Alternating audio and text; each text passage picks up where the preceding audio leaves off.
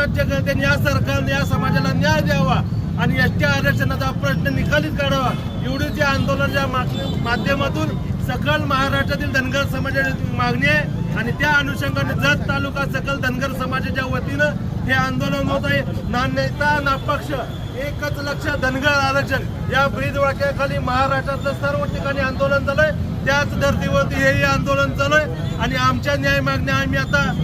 सर्व समाज बांधवांच्या वतीनं प्रशासनाकडे देणार आहे आणि प्रशासनानं तातडीनं यावरती योग्य पुढील कार्यवाहीसाठी करावा आणि राज्य शासनानं सुद्धा तातडीनं हा प्रश्न निकालीत काढावा। त्याच पद्धतीने समाज बांधवांना सुद्धा मी आवाहन करतो, चतुर्सत्री कार्यक्रमाच्या निमित्तानं उद्या पंढरपूरला समाजाचा महामेळावा आहे, तर आपणही मोठ्या संख्येने पंढरपूरच्या महामेळाव्यामध्ये